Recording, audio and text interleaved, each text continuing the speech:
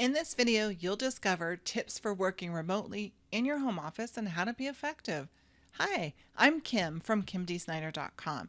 This information originally aired in my podcast at kimdsnyder.com/012.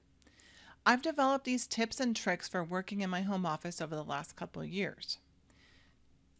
Tip number 1 is keep your schedule. As you transition to working to your home office, it's important that you keep the same schedule and routine as much as possible. So if you would go to work from 8 to 6 and take an hour lunch, I recommend you do the same thing in your home office. If you need to support an international client and need to work 4 a.m. to noon and that's what you did in your work office, I recommend you do that in your home office. Number 2 is treat it like work. Perform the same activities that you would do at your work office as opposed to your home office. For example, that means don't go out there and play with the kids and pet the dog and do the vacuuming and do the laundry and cook dinner and whatever it is. That's not stuff that you would normally do at work, so don't do it at home. If you do it at work, then do it at home. Just treat the activities the same way. Number 3 is have a designated work area. The best case scenario is if you have an office, a dedicated office, that has a door that closes. The door is as much for you as it is for the rest of the family. If you're working remote, it means you're typically on a lot of phone calls, a lot of video calls, and a lot of screen sharing. It means you're probably wearing a headset and you're probably talking a lot. Your talking is probably more disruptive to your family than it is to you. So if you can shut the door, it will save the headache of them telling you to be quiet. There will be a few times when they may be louder or noisier than you, and you can shut the door. Tip number 4 is dress the part. This is related to tip number 1 with keeping your routine and treating it like work. Tip number 2, which is when you would get up in the morning and, if you work out and meditate and read, dress and go drive to work, then guess what?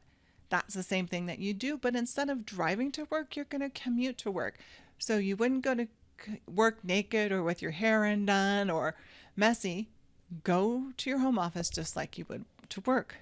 Also, because you are working remotely, and if you can be what I used to call camera ready, it's also dressing the part, you would like to be able to take the opportunity to do video calls with your colleagues whenever you can. You don't get a lot of face-to-face interaction, and it's all video calls or just conference calls. And so any chance I got, I always tried to do a video call because I wanted to see their face. Tip number 5 is have the right equipment. Most likely you'll have a laptop and a printer. What you probably need to invest in is a headset with a microphone, probably a USB one for your computer. And I also recommend you have a good headset for your cell phone. The reason I recommend the cell phone option is because if you're doing a lot of screen sharing or streaming or video, that tends to take a lot of bandwidth, and sometimes it takes a lot of power from your computer, that if I could at least switch over and take the voice component off of those calls, I had better performance. So it was a great backup. But you might need some other some other equipment. So if you are doing a lot of video calls, I recommend that if you don't have a nice background or the area behind your camera is not clean, then get a shoji screen or some other type of screen or background that will make sure it looks clean and you don't have to worry. Tip number 6 is step out. I know it seems sort of odd, but you typically would step out for lunch or a break, a coffee break or something at work. Do the same thing, but it's probably more important now that you're working at home because it's quite lonely. And so my general rule was I would get out at least once a day. And because I was dressed up and ready to go, I could actually leave in the morning and go get my coffee, or I could leave in the afternoon. But my rule was I had to leave at least once a day. And I tried to choose lunchtime because I would at least take an hour and it was in the middle of the day and it was a great way to break up my work day. You will find it's going to vary by the place that you live and the weather.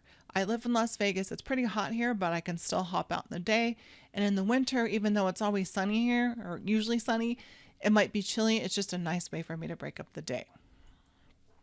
Okay, let me review the tips real quick. Number 1, keep your schedule. So whatever you do at work, do in your home office. Number 2 is treat it like work. It is work, so do the same activities.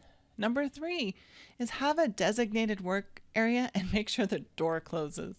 Number 4, dress the part, or this is what I called be camera ready.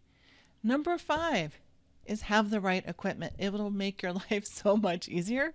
And number 6 is step out. Get the fresh air and take the break.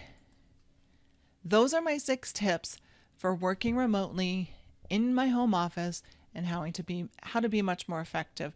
I hope you found those helpful. Please comment below and let me know if you have any questions or if you've learned any other tips on your own. Thanks.